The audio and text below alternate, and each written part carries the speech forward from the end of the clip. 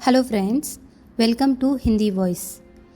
मलिका ने बादशाह को जाकर वह सब बताया जो बदर बदौर ने कहा था। उसने यह भी कहा, मुझे तो यह दुस्वप्न मात्र मालूम होता है, फिर भी अच्छा है कि जैसा वह कहती है उसके पति से भी पूछ लिया जाए। बादशाह ने मंत्री पुत्र को बुलाकर पूछा, क्या तुमने भी रात को वही देखा है जो शहजादी ने देखा है? उसने कहा, मुझे नहीं मालूम उसने क्या देखा है। असलियत ये थी कि रात के घोर कष्ट के बाद भी वह सोचता था कि अब वह कष्ट फिर न होगा, और शादी वह तोड़ना नहीं चाहता था, क्योंकि इससे उसे तत्कालीन प्रतिष्ठा और भविष्य में बड़ा राज्य मिलता। जब उसे बताया गया कि बदर बदौर क्या कहती है तो उसने कहा, शहजादी को भ्रम हुआ होगा, ऐसी कोई बात नहीं हुई, कल सुबह तक वह ठीक हो जाएगी। उधर अलादीन ने फिर दिया रगड़कर जिन को बुलाया और उससे महल का हाल पूछा। उसने बताया कि मंत्री पुत्र कल रात की बातें मानने से इनकार करता है। अलादीन ने कहा, आज भी वे दोनों पलंग पर लेटे तो कल की तरह ले आना। जिन ने ऐसा ही किया और बदर बदौर तथा मंत्री पुत्र के पलंग पर लेटते ही वो पलंग को उन दोनों के साथ अलादीन के घर उठा लाया। अलादीन ने गत रात की तरह मंत्री पुत्र को शौचालय में बंद करवा दिया और खुद नंगी तलवार बीच में रखकर शहजादी के पलंग पर उसकी ओर पीट करके सो गया। शहजादी उस रात को भी रात भर यह विचित्र बातें देखकर कांपती रही और मंत्री पुत्र तंग और बदबूदार पाखाने में रात भर सर्दी और मल की दुर्गंध से कष्ट उठाता रहा। सुबह फिर जिन ने उसे शहजादी के पलंग पर मंत्री पुत्र को लिटा दिया और दोनों को मय पलंग राजमहल में वापस पहुंचा दिया। दूसरी सुबह को बादशाह फिर शहजादी के पास पहुंचा और उसे पिछले दिन से भी अधिक चिंतित और दुखी पाया। बादशाह को पूरे दिन खटका तो लगा ही रहा था। वह व्यग्र होकर बोला, बेटी तुम बताओ आखिर बात क्या है? शहजादी चुप ही रही।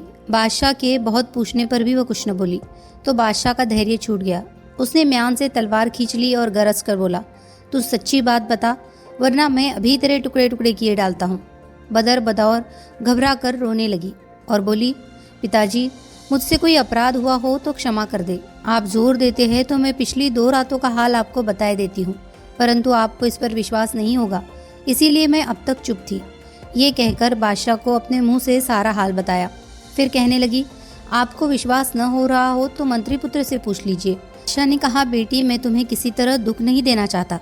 मैंने तुम्हारा विवाह तुम्हारी प्रसन्नता के लिए किया था, दुखी करने के लिए नहीं। खैर अब तुम चिंता छोड़ो, अब तुम्हें ऐसा अनुभव नहीं होगा। इसके बाद बादशाह अपने महल में आया और उसने वहां मंत्री को बुलाया। उसने मंत्री से पूछा, क्या तुमने अपने बेटे से बात की और उसका हाल पूछा? उसने कहा, मैंने नहीं पूछा। बादशाह ने बदर बदौर का बताया हुआ पूरा किस्सा उसे सुनाया और कहा, यद्यपि मैं अपनी पुत्री की बात विश्वास करता हूँ, फिर भी तुम्हारे बेटे द्वारा इसकी पुष्टि चाहता हूँ। तुम जाकर अपने बेटे से ये बात पूछो। मंत्री अपने घर गया और अपने बेटे को बुलाकर कहने लगा, शहजादी ने बादशाह से ये बातें कही है, तुम इस बारे में क्या कहते हो? मंत्री पुत्र पिछले दिन विवाह टूटने के भय से झूठ बोल गया था, किंतु दूसरे दिन भी वही अनुभव हुआ तो उसकी हिम्मत टूट गई। उसने कहा, कल मैंने इस बात से इनकार कर दिया था, लेकिन वास्तविकता यह है कि शहजादी ठीक कहती है। 2 रातों से एक महाभयानक जीव हम दोनों को पलंग समेत उठाकर कहीं पहुंचा देता है, फिर मेरे कपड़े सिवा पजामे के उतार कर मुझे एक तंग शौचालय में बंद कर देता है, जहां भरे हुए मल की बदबू से रात भर मेरा दिमाग फटता रहता है और मैं सर्दी से ठिठुरता रहता हूँ और हाथ पाँव भी नहीं हिला पाता। मुझे पता नहीं कि रात भर मेरी पत्नी के साथ क्या होता है।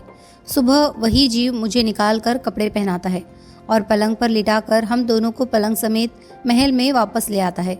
मैं ऐसी शादी से बाज आया, 2-3 दिन और यही हाल रहा तो मैं मर ही जाऊंगा। मंत्री ने देखा कि 2 दिन में उसका बेटा बदहवास ही नहीं दुबला भी हो गया था। वह भी इस नतीजे पर पहुंचा कि इसे शहजादी से अलग रखना चाहिए, वरना वास्तव में 4-6 रोज में मर जाएगा। उसके बाद वह बादशाह के पास गया और बोला, सरकार शहजादी बिल्कुल ठीक कहती है। मेरे बेटे ने कल शादी टूटने के डर से झूठ बोला था, लेकिन आज उसने सच्ची बात बताई है। उसे 2 रातों से तंग गंदे पाखाने में बंद कर दिया जाता है। अब मेरा विचार है कि पति पत्नी को साथ न सोने दिया जाए और राज्य में विवाह के सिलसिले में जो समारोह हो रहे हैं उन्हें बंद कर दिया जाए। बादशाह ने भी इस बात को पसंद किया और विवाह के समारोह रोक दिए गए।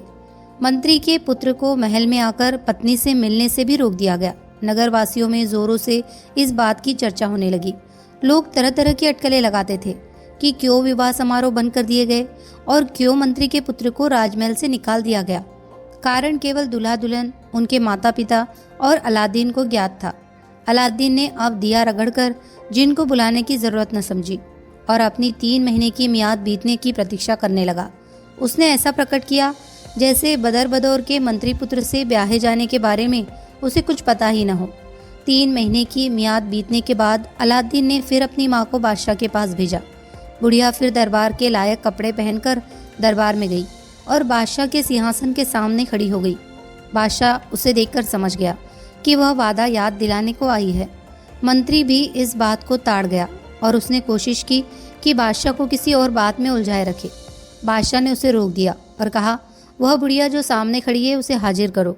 मंत्री ने चौबदार द्वारा उसे बुलवा दिया। बुढ़िया ने पहले की तरह भूमि चूमी। बादशाह ने कहा, बोलो क्या कहना चाहती हो। उसने कहा, सरकार ने 3 महीने पहले मुझसे कहा था कि शहजादी का विवाह मेरे पुत्र अलादीन से 3 महीने बाद कर देंगे। आज मैं आपको आपका वही वचन याद दिलाने आई हूँ। समझ तो बादशाह पहले भी गया था कि वृद्धा इसी बात को कहने के लिए आई है। फिर भी चूंकि उसे अलादीन के बारे में कुछ पता नहीं था, इसीलिए विवाह की स्वीकृति देने में हिचकिचा रहा था। उसे परेशानी यह थी कि अमूल्य रत्नों के उपहार से प्रभावित होकर उसने शादी का वादा किया था।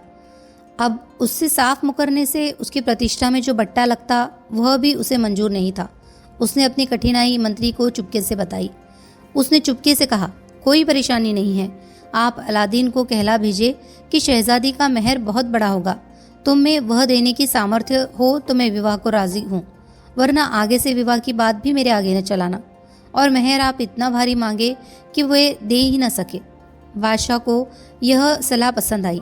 उसने अलादीन की माँ से कहा, देवी जी, मैंने तुम्हें जो वचन दिया है उससे मैं फिरता नहीं हूँ। मैं उसे ज़रूर पूरा करता, लेकिन शहजादी ने एक बेढब शर्त रखी है। वो कहती है कि मैं उसी आदमी से शादी करूंगी जो मुझे काफ़ी बड़ा मेहर दे। तुम अपने पुत्र से कहो कि शहजादी का विवाह उससे तभी होगा जब वह 40 हबशी गुलामों के सरों पर धरे हुए 40 स्वर्ण पात्रों में उसी तरह के रत्न भरकर भेजे जैसे तुमने भेंट में दिए थे। हर एक हबशी गुलाम के आगे एक सुंदर गोरे रंग का गुलाम भी होना चाहिए। सभी गुलामों की पोशाकें बहुमूल्य जरदोजी की होनी चाहिए। साथ ही जिन स्वर्ण पात्रों में रत्न भेजे जाए उनके ढक्कनों पर सुंदर चित्रकारी मीना के काम में होनी चाहिए। तुम यह शर्त अपने पुत्र को बताओ और पूछो कि क्या कहता है। वह जो कुछ उत्तर दे वह कल आकर बताना। सीधे मेरे पास चली आना, मैं तुम्हारी प्रतीक्षा करूंगा। अलादीन की माँ ने सिंहासन का पाया चूमा और घर वापस हुई। रास्ते भर वह अपने बेटे की मूर्खता पर झुंझलाती रही। वो सोचती रही कि वे रंगीन पत्थर तो अलादीन उस गुफा से लाया था जहाँ उसे जादूगर ने भेजा था। अब वैसे पत्थर, और वे भी 50 स्वर्ण पात्रों में भरे हुए, कहाँ मिलेंगे। वह गुफा तो बंद हो गई है। फिर कीमती पोशाकें पहने 80 गुलाम कहाँ से आएंगे। इस लड़के ने बेकार मुझे दौड़ाकर मेरे पाँव तोड़ दिए। घर आकर उसने अलादीन से कहा, बेटा, मैं तुमसे कहती थी कि शहजादी को भूल जाओ, वही बात हुई। शाह शादी के लिए तैयार है और अपना वादा नहीं भूला है, लेकिन उसने मेहर इतना बड़ा मांगा है जो तुम कयामत तक नहीं दे सकोगे। फिर उसने सविस्तर बादशाह की मांग बताई। अलादीन बोला, अम्मा, तुम कुछ परवाह न करो। वास्तव में शहजादी तो अद्वितीय है, उसके लिए इतना मेहर भी कम है। देखो, मैं कोशिश करता हूँ कि इस मेहर का प्रबंध करूँ। ये कहकर वह इधर उधर की बातें करने लगा।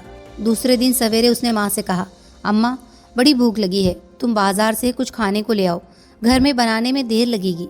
वह बेचारी बाजार चली गई। इधर अलादीन ने चिराग को रगड़ा। जिन प्रकट हुआ और कहने लगा, क्या आज्ञा है। अलादीन ने कहा, भाई, अब बादशाह मेरे साथ शहजादी का विवाह करने के लिए राजी हो गया है, लेकिन उसने मेहर बड़ा कीमती मांगा है। वो कहता है कि 40 हबशी गुलाम 40 स्वर्ण पात्रों में, जिनके ढक्कनों पर मीनाकारी से सुंदर चित्र बने हों, उसी तरह के रत्न भर कर लाए जैसे मैं जादू के बाग से लाया था। हबशी गुलामों के साथ 40 गोरे रंग के सुंदर गुलाम भी हो और सभी गुलाम जरदोजी की पोशाक पहने हुए हो। अब तुम यह चीज़ें प्रस्तुत कर दो तो मैं अपनी माँ के साथ यह मेहर बादशाह के पास भेज दूँ। जिन ने कहा, यह सब मैं अभी लाए देता हूँ। यह कहकर वह गायब हो गया और कुछ ही क्षणों में मेहर के साथ फिर उपस्थित हो गया। अलादीन का घर 40 हबशी और 40 गौरवर्ण गुलामों से भर गया। सभी गुलाम जरदोजी के ऐसे मूल्यवान वस्त्र पहने थे जो अमीरों को भी नसीब नहीं होते। हबशियों के सिरों पर स्वर्ण पात्र थे जिनमें मीनाकारी के काम के ढक्कन थे। सब ने स्वर्ण पात्रों को खोल कर दिखाया। उन सभी में उसी तरह के बड़े बड़े हीरे, मोती, नीलम, लाल, पुखराज आदि भरे हुए थे। अलादीन का घर रत्नों, स्वर्ण पात्रों और जरी की पोशाकों से जगमगाने लगा। जिन ने पूछा कि और कोई काम तो नहीं है? अलादीन ने कहा, अभी कोई काम नहीं है, लेकिन जरूरत होगी तो फिर बुलाऊंगा। अलादीन की माँ बाजार से आई तो यह साज सामान देखकर स्तंभित रह गई। अलादीन ने उससे कहा, अम्मा तुम जल्दी से नाश्ता करो और मेरे खाने पीने की चिंता छोड़कर इस मेहर को लेकर बादशाह के दरबार में चली जाओ। ऐसा न हो कि बादशाह की मति फिर पलट जाए। अभी बादशाह इस मेहर को देखेगा तो इतना अभिभूत होगा कि इनकार न कर सकेगा। इसीलिए तुम जाने की जल्दी करो। बुढ़िया ने जल्दी जल्दी खाया पिया और दरबारी पोशाक पहनी। उस बीच अलादीन ने गुलामों को पंक्तिबद्ध किया और यह बताया कि किस प्रकार दरबार में प्रवेश करे और किस भांति एक एक करके स्वर्ण पात्रों को बादशाह को ढक्कन खोल कर दिखाए। उसने एक एक हबशी गुलाम के आगे एक एक गोरे रंग का गुलाम खड़ा किया और उनका दर्शनीय समूह बना दिया। उनके पीछे माँ को भेजकर वह अपने घर में व्यग्रता से परिणाम की प्रतीक्षा करने लगा। यह काफिला चला तो नगरवासी मार्ग के दोनों ओर भीड़ लगाकर तमाशा देखने खड़े हो गए। एक एक गुलाम की पोशाक ही एक एक लाख रुपए की होगी और उनके वस्त्रों तथा स्वर्ण पात्रों से निकलने वाली चमक से देखने वालों की आंखें चौंधियाई जाती थी। गुलामों का समूह जब शाही दरबार के सामने पहुंचा तो हरकारों ने बादशाह को उसकी खबर दी। उसने आदेश दिया कि उन्हें दरबार में हाजिर करो। वे सभी कायदे से चलते हुए अर्ध गोलाकार रूप में सिंहासन के सामने खड़े हो गए। फिर उन गुलामों ने सम्मान पूर्वक ढकने हटाकर रत्नों को पेश किया। अलादीन की मां ने आगे बढ़कर सिंहासन का पाया चूमा और कहा, मेरे बेटे ने कहलवाया है कि यद्यपि यह भेंट आपके सम्मान के अनुकूल नहीं है, फिर भी आशा है कि इसे स्वीकार करके मुझे अपनी गुलामी में लेंगे। बादशाह ने मंत्री से कहा, जो आदमी ऐसा मेहर दे सकता है वह निसंदेह मेरा दामाद होने के योग्य है। मंत्री ने उसकी मति को फेरना चाहा और ऊंच नीच समझाया, किंतु बादशाह ने उसकी न मानी। बादशाह ने अलादीन की भेंट स्वीकार कर ली और उसकी माँ से कहा, तुम अपने बेटे को यहाँ लाओ, मैं उसे देखना चाहता हूँ। मैंने जो वचन दिया है उसे जरूर पूरा करूँगा। अलादीन की माँ यह सुनकर दौड़ी हुई अपने घर गई। उधर बादशाह भी दरबार से उठकर अपने महल में आ गया। उसने दासों और सेवकों को आज्ञा दी कि रत्नों से भरे सारे पात्र शहजादी के महल में पहुंचा दिए जाए। वह स्वयं भी शहजादी के महल में गया ताकि उन रत्नों को भली भांति देखे। शहजादी के महल के आंगन में जब सजे धजे 80 गुलाम आकर खड़े हुए और शहजादी ने चिक की आड़ से उन्हें देखा तो उनके वैभव को देखकर बड़े आश्चर्य में पड़ी। उसने इतने विशाल राज्य की राजकुमारी होने पर भी ऐसी तड़क भड़क और ऐसे अमूल्य रत्न कभी नहीं देखे थे। अलादीन की माँ ने घर जाकर पुत्र से कहा, तुम भगवान को धन्यवाद दो, तुम्हारा भाग्य खुल गया।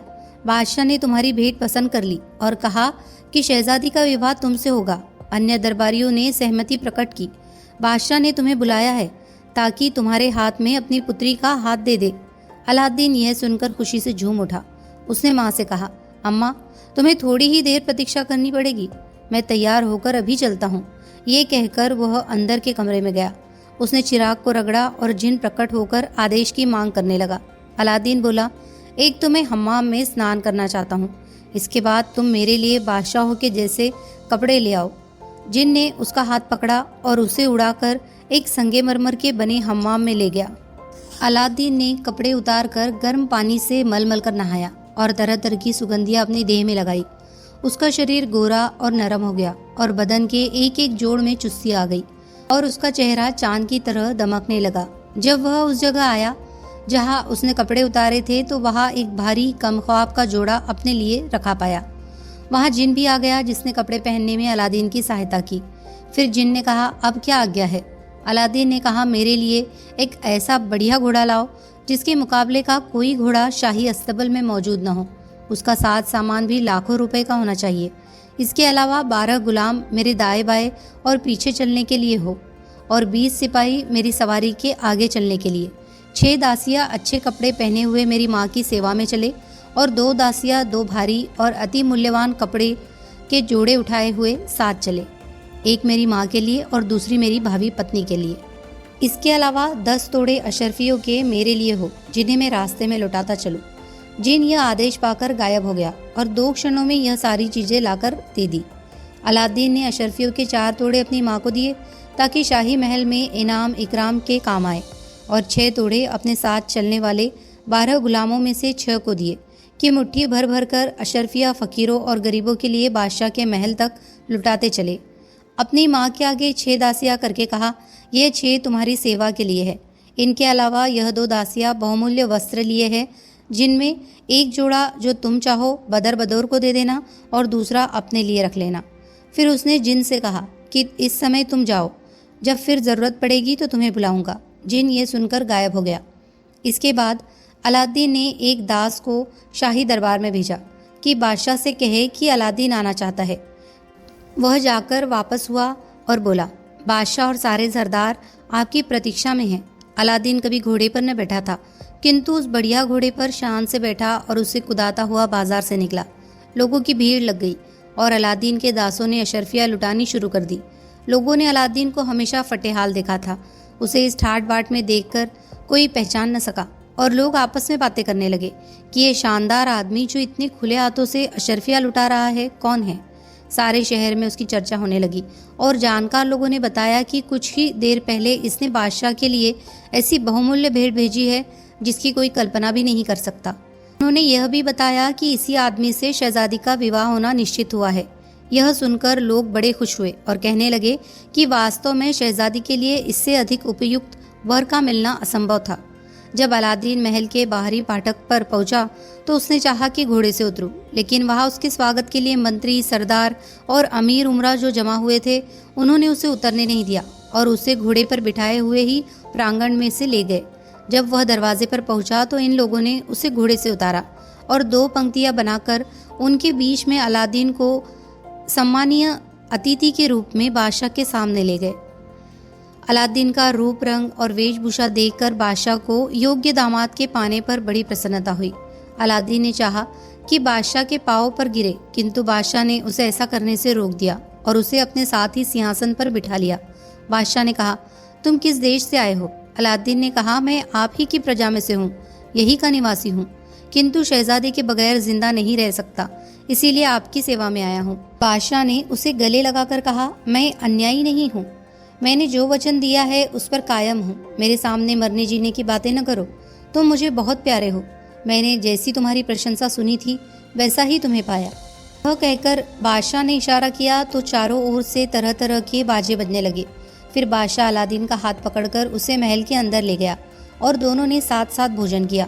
बादशाह ने उससे विभिन्न विषयों पर बातें की और देखा कि वह हर बात का बुद्धिमानी और शालीनता के साथ उत्तर देता है।